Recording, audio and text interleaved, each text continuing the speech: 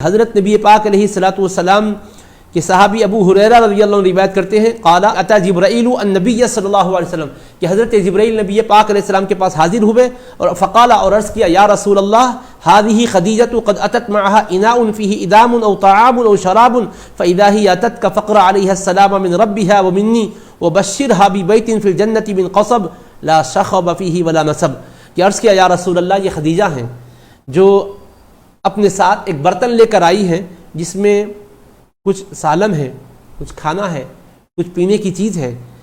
جب وہ آپ کے پاس آ جائیں تو حضور آپ ان کو ان کے رب کا بھی سلام پہنچا دیجیے اور میرا بھی سلام پہنچا دیجیے۔ یعنی یہ اس وقت کی بات ہے جب حضرت غار حرا میں اللہ کی عبادت میں رہتے تھے تو بی بی خدیجہ الکبریٰ توشہ لے کر آ رہی تھی۔ جبریل امین حضور سے عرض کرتے ہیں حضور یہ خدیجہ ہیں جو توشہ لے کر آپ کی خدمت میں آئی ہے، جب وہ آپ تک پہنچ جائیں تو یا رسول اللہ اللہ کا بھی سلام ان کو سنائیے، میرا بھی سلام ان کو سنائیے۔ تو اللہ پاک کا فضل دیکھیے حضرت ام المؤمنین پر کہ اللہ اپنا سلام جبریل کے ذریعے سے بھیجا ہے۔ حضرت بی بی عائشہ پر بھی سلام آیا تھا، جبریل نے کہا تھا حضور حضرت عائشہ کو میرا سلام کہیے،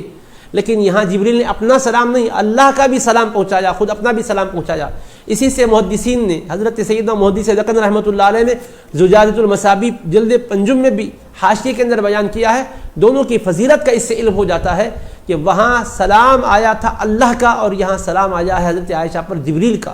یعنی حضرت عائشہ پر بھی حضرت خدیجہ کی فضیلت کا برتری کا اس سے آپ اندازہ کر سکتے ہیں کہ اللہ نے ان کو جبریل کے ذریعے سے سلام بھیجا کہ حضرت جبریل سے فرمائے جاؤ بی بی خدیجہ کو میرا بھی سلام سناؤ اور اپنا بھی سلام تم عرض کر دو۔ تو انہوں نے سلام سنایا، پھر اس کے بعد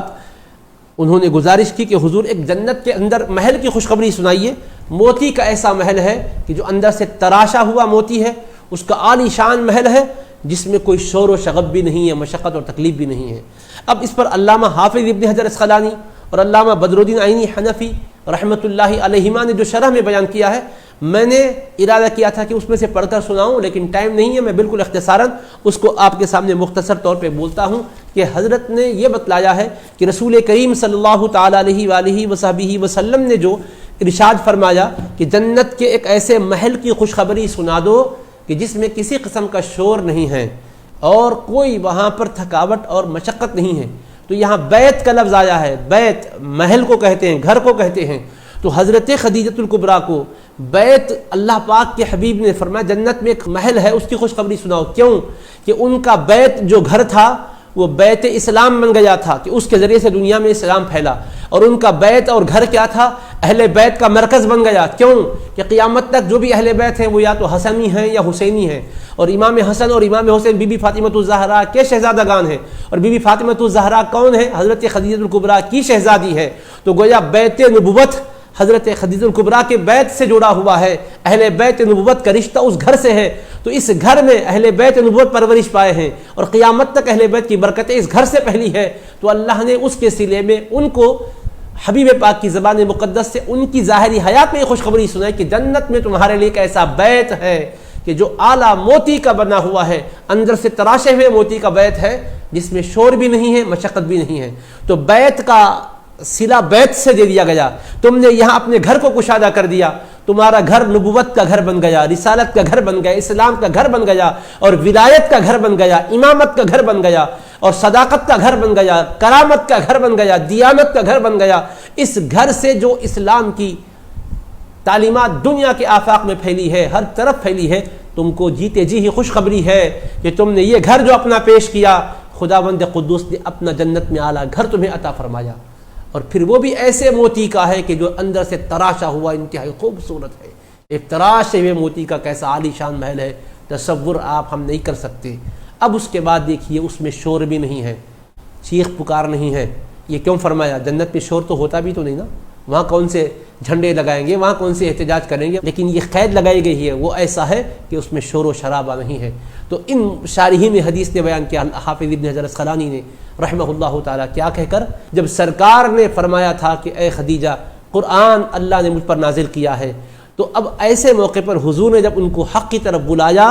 تو عام طور پر ایک عورت کا مزاج ہوتا ہے، شوہر اگر کسی چیز کا مطالبہ کرے تو جلدی قبول کرنے تیار نہیں ہوتی، بلکہ زیادہ اس کو آواز کرنا پڑتا ہے، ارے سنو جی پکارنا پڑتا ہے۔ تو بی بی خدیجہ نے شور نہیں مچایا تھا، حضور پاک علیہ الصلوۃ والسلام کو دوبارہ بولنے کے لیے زحمت نہیں دی تھی، تو اس پیغام کے سننے کے بعد بغیر شور کی کیفیت مچائے کے ہی قبول کیا تھا۔ تو بشارت میں وہ محل دیا جا رہا ہے جہاں کوئی شور نہیں ہے، اور یہاں پر مشقت حضور کو جب جب آتی تھی وہ راحت کا انتظام کرتی تھی، سرکار کی ہر تکلیف کو دور کر دیا کرتی تھی۔ کہا محل جنت میں تمہارے لیے وہ ہے کہ جہاں راحت ہی راحت ہے، تکلیف اور زحمت کچھ بھی نہیں ہے۔ تو مطلب یہ ہوا کہ جس طرح کا تمہارا سلوک تھا اس طرح کا تمہیں انعام عطا کیا جا رہا ہے۔ تو حضرت خدیجہ کو یہ گھر کی خوشخبری سنائی گئی، اور اس میں ابھی آپ سن چکے بخاری کی حدیث شریف میں کہ اللہ پاک اپنا سلام بھی فرمایا، جبریل نے بھی سلام اپنا بھیجا۔ تو اب یہ سلام جو آیا تھا تو حضرت خدیجہ کی سوچ کتنی بلند و بالا ہے، سوچیں حضرت نبی پاک علیہ السلام نے جب فرمایا کہ اے خدیجہ جبریل نے اللہ کا سلام تم کو سنایا ہے اور وہ بھی خود سلام پیش کیے ہیں، تو بی بی خدیجہ کہتی ہیں، سنن نسائی میں بھی حدیث ہے، فتح الباری میں بھی اس کے حوالے سے روایت ہے کہ انہوں نے کیا کہا، انہوں نے کہا اللہ تو خود سلام ہے، اس کے سلام کا جواب تو میں دے نہیں سکتی، وہی تو سلامتی دینے والا ہے، سلامتی اس سے تو بندوں کو ملتی ہے، البتہ کہتی ہوں جبریل پر بھی سلام ہو، اور اے اللہ کے رسول آپ پر بھی سلام اور رحمت ہو، اللہ کی اور برکتیں ہوں۔ تو دیکھیے حضور نے تو سلام نہیں فرمایا تھا نا، اللہ کے اور جبریل کے سلام کو پہنچایا تھا۔ تو بی بی خدیجہ کے ادب کو بھی دیکھیے، سوچنے کے انداز کو دیکھیے، جواب میں کہا اللہ کے سلام کو تو میں لوٹا نہیں سکتی کہ اللہ پر سلام ہو، وہ تو خود سلامتی دینے والا ہے، البتہ جبریل پر سلام ہو، مصطفیٰ آپ پر سلام ہو۔ تو جبریل پر سلام ہو یہ تو ٹھیک ہے، مصطفیٰ پر سلام ہو کیوں کہا؟ تو ان کے ادب نے بتایا کہ حضور میری حیثیت کیا تھی کہ اللہ مجھ کو سلام پر فرمائے اور جبریل کا سلام مجھ کو آئے، یہ صرف آپ ہی کی برکت سے ہے، اس لیے میں اس موقع پر آپ کو کبھی نہیں بھول سکتی، اللہ کا سلام جبریل پر بھی ہو، مصطفیٰ آپ پر بھی ہو۔ تو یہ حسن ادب بھی ہے، اس طرح سے ان کی بابرکت زندگی کے انتہائی انوکھے پہلو ہے۔ اور اس میں آپ نے بھی سنا بخاری شریف میں کہ حضور پاک علیہ السلام بکری ذبح کرتے، اس میں یہ آتا کہ اس کے ایک ایک جوڑ کے ٹکڑے ٹکڑے کرتے تھے، کافی پیسز بناتے تھے گوشت کے، اور حضور اہتمام کر کے بی بی خدیجہ الکبریٰ کی سہیلیوں کے پاس بھیجا کرتے تھے۔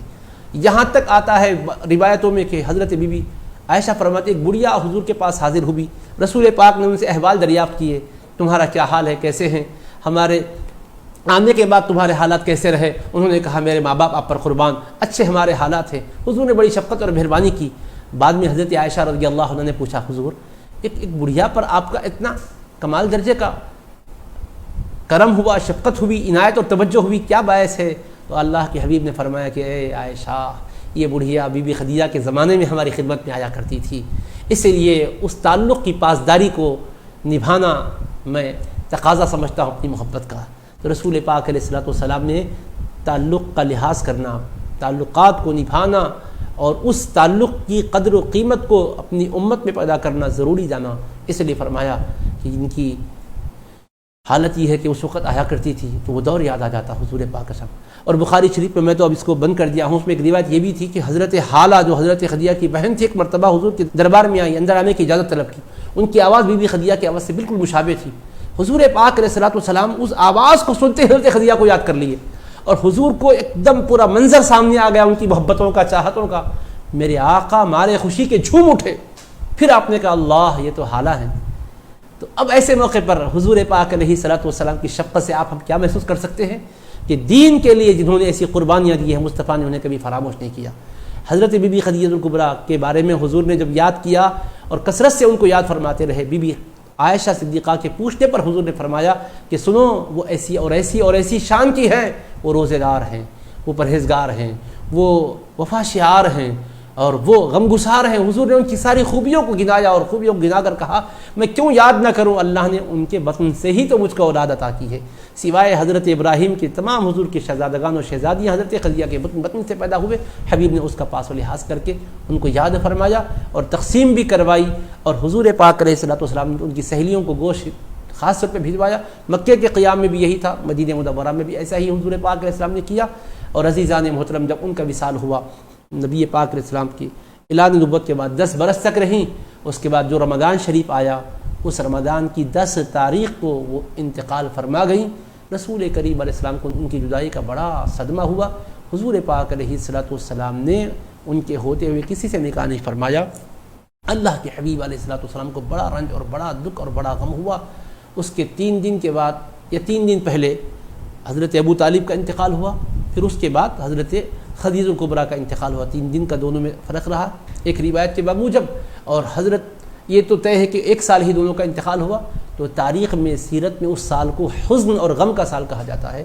اللہ تبارک و تعالیٰ سے دعا ہے کہ بی بی خدیجہ الکبریٰ کے صدقے و طفیل ہماری دنیا اور آخرت کو سنوار دے، اور یہ بات بھی سنیے کہ بی بی خدیجہ بحیثیت ماں کے اپنے شہزادیوں کی کیسی تربیت کی، دیکھیے سید کائنات کو تیار کیا، دیکھیے اپنی شہزادیوں کو تیار کیا، اور حضرت علی مرتضیٰ کی بھی تربیت میں ان کا بڑا کردار اور رول رہا ہے۔ اس طرح سے فصاحت و بلاغت کے اماموں کو پیدا کیا انہوں نے، ان کی روحانی اور معنوی تربیت کی ہے، نواسے کس شان کے ان کے دنیا میں جلوگر ہوئے، اور پھر تبلیغ اسلام کے لیے انہوں نے کیا کیا، بحیثیت زوجہ کے مصطفیٰ علیہ السلام کے ساتھ سلوک، بحیثیت والدہ کے اپنے شہزادوں کے ساتھ سلوک اور تربیت، اور بحیثیت ایک امت کی محسنہ کے ساری امت پر شفقت اور رحمت فرمانا، یہ وہ سلوک ہے کہ جس کو بھلایا نہیں جا سکتا۔ اللہ تعالیٰ سے دعا ہے کہ مولا ان کے تصدق میں ہمارے گھروں میں برکتیں عطا فرمائے، ہماری ماؤں بہنوں کو بیٹیوں کو یا ارحم الراحمین ہمارے گھر والیوں کو ان کے مقدس نقوش پا پر پل کے بچھانے کی توفیق عطا فرمائے، اور ان کی تعلیمات کے مطابق اور ان کے طریقے کے مطابق زندگی گزارنے کی توفیق عطا فرمائے۔ وصلی اللہ تعالیٰ علی خیر خلقہ وآلہ وصحبہ اجمعین والحمد للہ رب العالمین۔